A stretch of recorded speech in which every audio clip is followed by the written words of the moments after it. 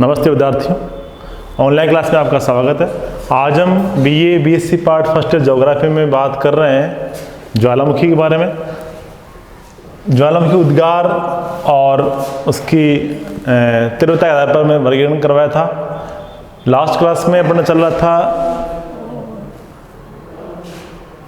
उद्गार के आधार पर उसका वर्गीकरण कि ज्वालामुखी दो प्रकार से उद्गारित होते हैं। वो प्रकार था उसका केंद्रीय ज्वालामुखी, दूसरा दरारी ज्वालामुखी। केंद्रीय ज्वालामुखी में एक केंद्र से लावा मलबा जो लावा है भूगर्भ का जो मेग्मा है लावा के रूप में बाहर प्रकट होता है। एक केंद्रीय पाइप नली के द्वारा बाहर निकलता है, जिसमें एक छोटा मार्ग होने के कारण उसमें तीव्रता तेज गति से जलवाष्प से और धूलकण जो भी सिलिका है लावा है वो तेज रफ्तार से तेज स्पीड से बाहर निकलते हैं, जिससे एक भयंकर आवाज़ करते हुए चट्टान को तोड़ते विखंडित पदार्थों को साथ लाते हुए पदार्थों पर गिरते हैं, जिससे बड़ी संख्या में आकाश में अधिक ऊंचाई तक आकाश में ये धूलकण है राग कण फैल जाते हैं, जिससे अंधकार सा छा जाता है।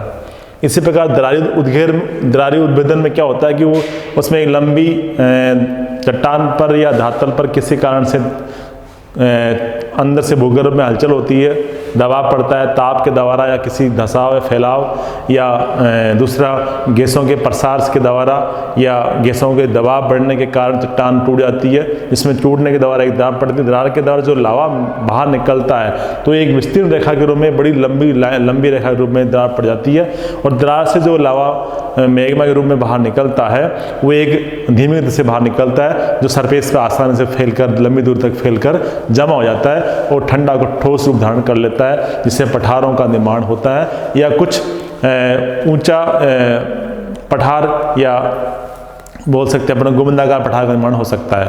तो उसमें दो बातें थी भाई, अगर लावा अगर प्रकांड या गाढ़ा लावा होता है या एसिड युक्त लावा होता है या दूसरा पतला लावा होता है, तो लावे की जो संरचना है जो उसमें जो रासायनिक जो बनावट है उसमें अंतर द्वारा भी चट्टानों में बाहर जो आकृतियाँ बने इसमें काफ़ी पर्याप्त अंतर आता है। अपन बात करते हैं उद्गार की दृष्टि से। उद्गार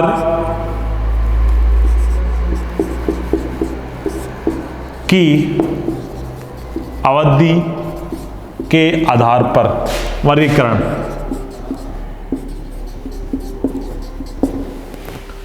उद्गार की अवधि मतलब समय। ज्वालामुखी उद्गार एक सभी ज्वालामुखी का उद्गार जो समय है वो बराबर नहीं हो सकता, एक समान स्थिति में उद्गारित नहीं हो सकते। कुछ ज्वालामुखी ऐसे होते हैं जो लगातार बार बार या कंटिन्यूटी में इसमें प्रकाश लावा पदार्थ धूलकण है जलवाष्प से सिलिका है बाहर निकलती रहती है। कुछ ज्वालामुखी उद्गार होने के पश्चात कई वर्षों तक समाप्त रहते हैं, फिर पुनः जग जाते हैं, पुनः वापस उसमें उद्गार हो जाता है, दोबारा ज्वालामुखी आ जाता है, ऐसे हो सकते हैं। और कुछ ज्वालामुखी ऐसे होते हैं जिनका एक बार उद्गार होने के पश्चात कभी दोबारा हुए ही नहीं, वो शांत हो चुके या मर्त हो चुके, दोबारा वहाँ पर उद्गार होने की संभावना नहीं होती। इस प्रकार से उद्गार की अवधि के आधार पर जो ज्वालामुखी का वर्गीकरण है वो 3 प्रकार से है। पहला था उसमें 1 नंबर जागृत या सक्रिय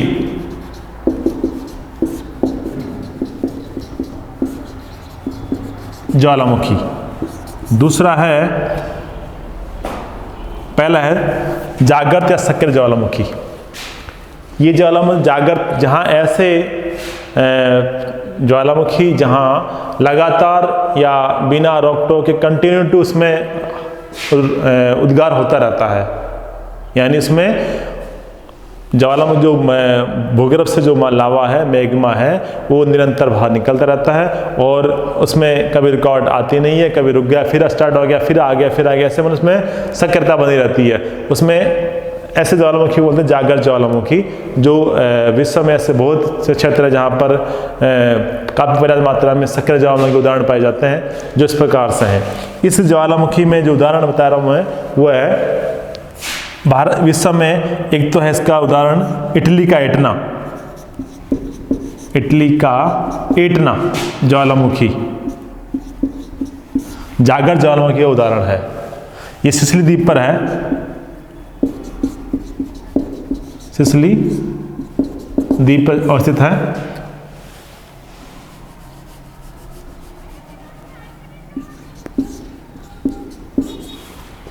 इटली का एटना ज्वालामुखी जो सिसिली द्वीप पर अवस्थित है, ये भी एक जागर ज्वालामुखी का उदाहरण है। दूसरा इसमें आता है आपका लिपारी द्वीप पर, भूमध्य सागर में एक द्वीप है स्ट्रोम्बोली। स्ट्रोम्बोली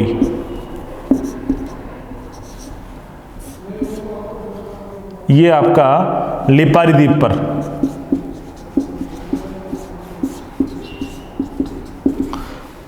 भूमध्य सागर में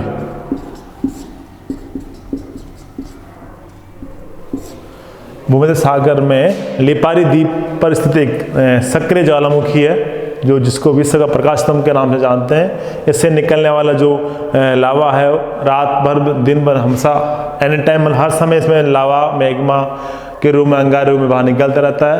रात में भी इसमें रोशनी आसपास के क्षेत्र में काफ़ी दूर तक रोशनी फैली रहती है, इसलिए इसका विश्व का प्रकाश स्तंभ के नाम से पुकारा जाता है। किसको? स्ट्रोम्बोली को। तीसरा आपका इसमें आता है इक्वेडोर कोटापेक्सी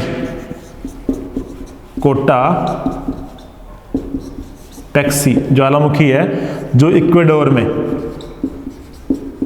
दक्षिणी अमेरिका का है। इक्वेडोर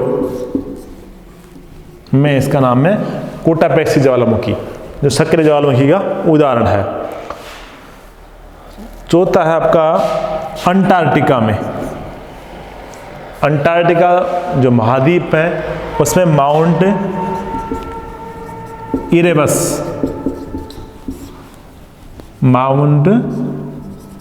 इरेबस जो ज्वालामुखी है, जो अंटार्कटिका महाद्वीप में,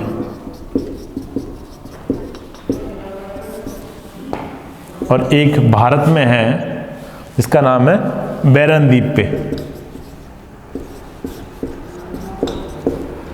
भारत में जो अंडमान निकोबार द्वीप समूह है, इस अंडमान निकोबार द्वीप समूह में एक द्वीप पास में द्वीप है बैरन द्वीप, वहाँ पर एक सक्रिय ज्वालामुखी का उदाहरण है। ये चार जो बताए, चार पांच जो बताए उदाहरण दिए, वो सक्रिय ज्वालामुखी के उदाहरण है। इसके बाद दूसरा आता है, उसका नाम है आपका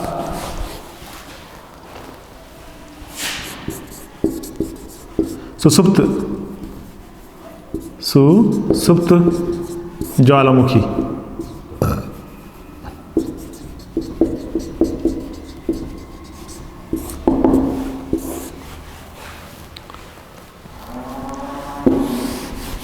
ये ज्वालामुखी वैसे होते हैं जिसमें एक बार उद्गार होने के पश्चात काफी लंबे समय शांत रहते हैं। एक बार उद्गार उसके बाद कई वर्षों तक शांत रहने के कारण इसमें दोबारा फिर संभावना हो रहती है, मतलब दोबारा फिर उद्गार होने की संभावना बनी रहती है। ऐसे ज्वालामुखी जो पुनः कई वर्षों बाद पुनः जग जाते हैं, पुनः उसमें सक्रियता आ जाती है, दोबारा इसमें वापस उद्गार होना शुरू हो जाता है। ऐसे ज्वालामुखी होते हैं प्रसुप्त ज्वालामुखी या सुसुप्त ज्वालामुखी, जिसमें एक बार उद्गार हुआ, फिर कुछ समय तक शांत रहा, फिर उसके बाद में फिर किसी कालांतर में लंबे समय बाद में वापस दोबारा उद्गार हो जाता है। ऐसे उद्गार को बोलते हैं सुसुप्त ज्वालामुखी या प्रसुप्त ज्वालामुखी, जिसके उदाहरण विश्व में इस प्रकार से हैं। पहला आता है विसुवियस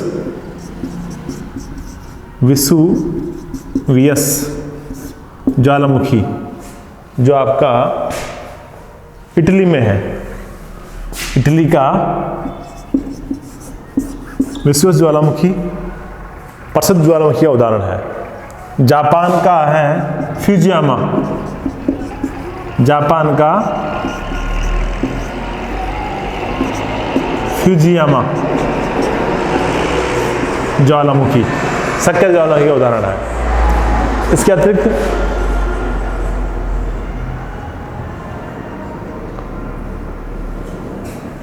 क्राकोटाओ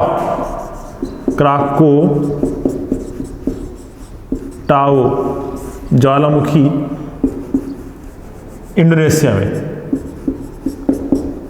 इंडोनेशिया का ज्वालामुखी है जो प्रसिद्ध ज्वालामुखी का उदाहरण है, क्राकोटावा। और एक भारत में है जो अंडमान निकोबार द्वीप समूह है, भारत में अंडमान निकोबार द्वीप समूह में है एक ज्वालामुखी, इसका उदाहरण है नारकोंडम। नारकोंडम ज्वालामुखी है जो भारत में है, और ये किस महाद्वीप किस द्वीप पे है, वो है आपका अंडमान निकोबार द्वीप समूह पर स्थित है। ये किसके उदाहरण है, सुसुप्त ज्वालामुखी के। इस प्रकार ये तो जो सेकंड था वो प्रसिद्ध ज्वालामुखी या सुसुप्त ज्वालामुखी उदाहरण है। तीसरा था आपका शांत ज्वालामुखी। शांत ज्वालामुखी, शांत ज्वालामुखी वे ज्वालामुखी होते हैं जिन एक बार उद्गार होने के पश्चात दोबारा कुछ संभावना नहीं होती उद्गार होने की, वहाँ पर फिर दोबारा ऐसे क्षेत्रों में, ऐसे उद्गारी क्षेत्रों में जहाँ पर उद्गार के समय क्रेटर में या वहाँ की झील में पानी भर जाता है और फिर पानी भरने के बाद बांध बना हुआ है, आज भी कई वर्षों तक उसमें पानी भरा हुआ है, दोबारा उद्गार होने की संभावना नहीं होती है, ऐसे उद्गारित ज्वालामुखी को बोलते हैं शांत ज्वालामुखी, जहाँ एक बार उद्गार होने के पश्चात दोबारा कोई संभावना नहीं रहती है और दोबारा उसके बाद आज तक कोई उद्गार नहीं हुआ है, ऐसे ज्वालामुखियों को बोलते हैं शांत ज्वालामुखी। इसके उदाहरण है विश्व में ऐसे ज्वालामुखी कौन से हैं, तो वो है, पहला आता है पूर्वी अफ्रीका में है, कुछ पूर्वी अफ्रीका में, अफ्रीका महाद्वीप का पूर्वी भाग है वहाँ, उसमें दो क्षेत्र प्रदेश है, एक तो माउंट केनिया और एक है माउंट किलिमंजारो, किलिमंजारो।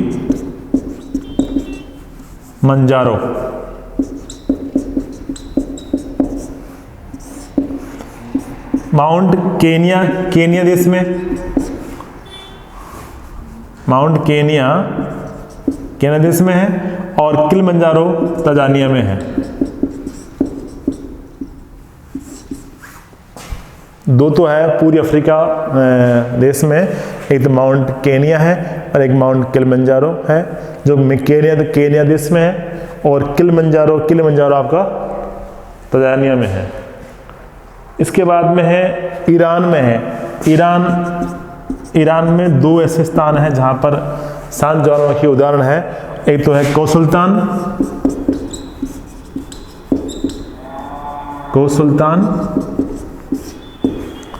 और दूसरा है देमावंद।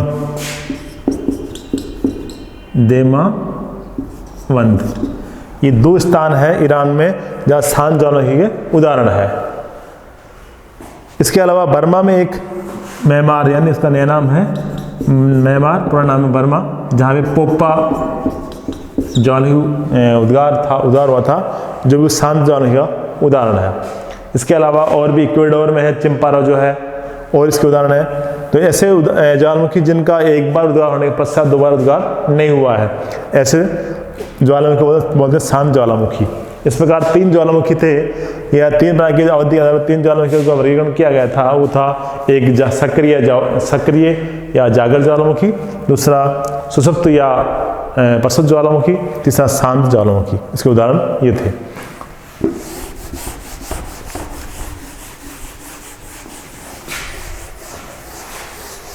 अब आता ज्वालामुखी का विश्व वितरण। विश्व में ज्वालामुखी का विश्व वितरण, विश्व में कहाँ ज्वालामुखी उद्गार होते हैं।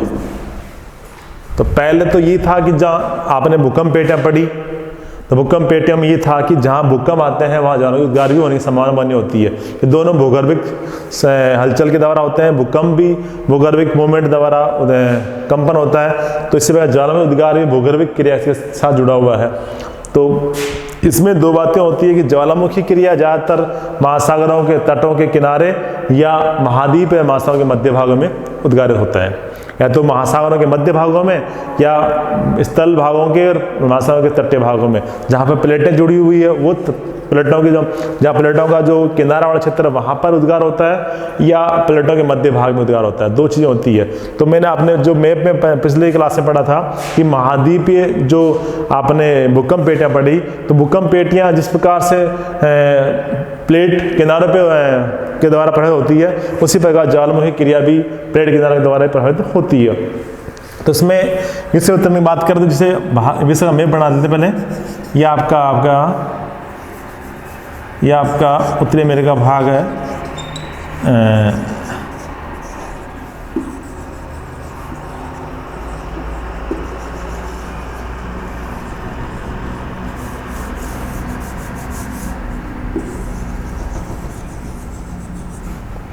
उत्तरी अमेरिका, ये दक्षिण में हो गया नॉर्थ अमेरिका,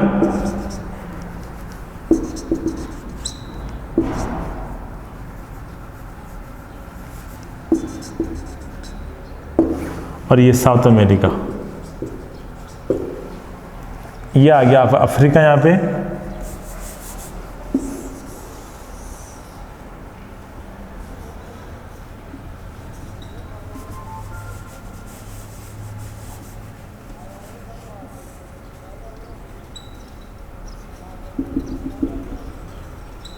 भारत आ गया, यहाँ पर ये द्वीप समूह आ गए। फिर ये आपका पूर्वी एशिया आ गया, यहाँ आपका यूरोप आ गया, एशिया, और ये एशिया का पूर्वी भाग हो गया। यहाँ आ गया आपका ऑस्ट्रेलिया। तो इसकी बात करें तो इसमें जो मुख्य पेटियां हैं या क्षेत्र है, तो ये तो आ गया प्रशांत महासागर, या अटलांटिक महासागर, और ये हिंद महासागर। एशिया, यूरोप, अफ्रीका और अमेरिका। इसमें पेटियों की बात करें तो ये तो क्षेत्र,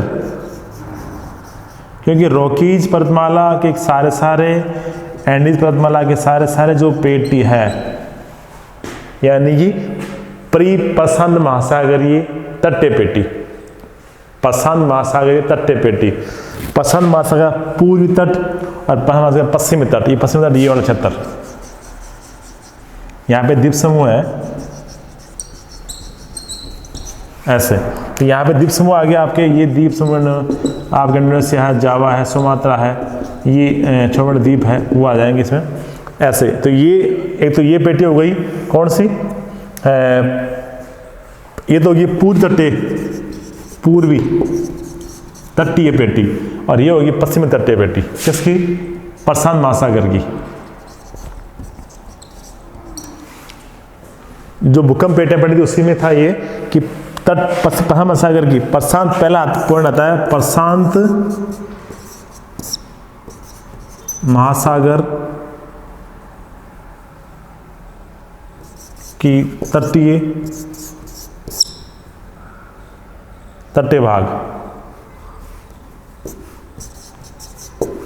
दूसरा है आपका मध्य महाद्वीप, मध्य महाद्वीपीय पेटी। और तीसरा है मध्य अटलांटिक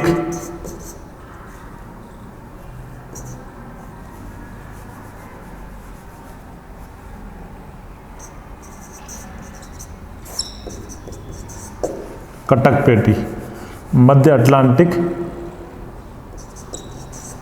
पेटी। और चौथा है मध्य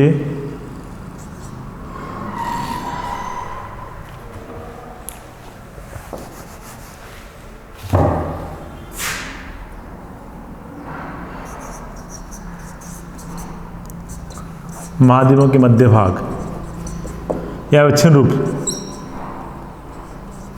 ये चार प्रकार से हैं।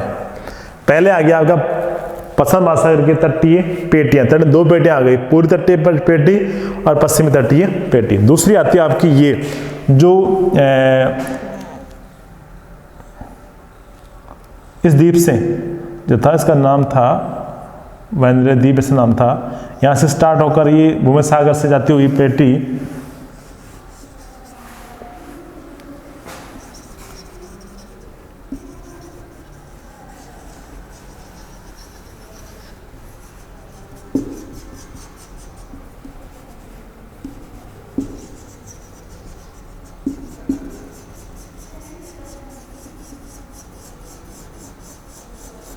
ये मध्य मादी पेटी हो गई। तीसरी हो गई आपकी मध्य अटलांटिक, जो आपका आइसलैंड से लेकर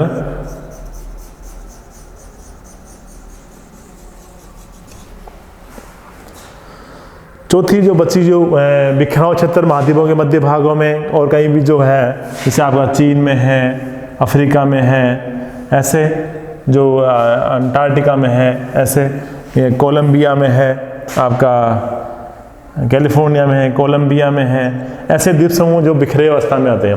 तो पेटियों की बात करें तो उसमें यह था कि जिस भूकंप पेटियाँ पड़ी उसी प्रकार से जानों की जो पेटियाँ होती है, जहाँ पर ये पश्चिम महासागर पेटी थी, ये पश्चिम महासागर पेटी है, इसका पश्चिमी तट, ये पूर्व तटीय भाग जहाँ पर पेटियाँ मिलती है, वहाँ पर भी कंपन होता है, कंपन द्वारा कंपन और टकराव होती है, जिससे कई बार जो प्लेटें धस जाती है, फिर धसने कर वो पिघल कर अधिक ताप के साथ पिघल कर गर्म होकर लिक्विड में द्रव अवस्था में आती है, और जो वहाँ की जो सेल कमज़ोर हो गई तो वो वहाँ का लावा धक्का मारकर उसको ऊपर आने का प्रयास करता है, जिस कारण चट्टान तोड़कर बाहर निकल जाता है, जिस कारण से वो बाहर आकर फैल जाता है, उससे ज्वालामुखी का उद्गार होना शुरू होता है। तो ज़्यादातर ये पेटें जहाँ भूकंप पेटें थी उसी आसपास क्षेत्रों में ये भी उद्गारित होता है।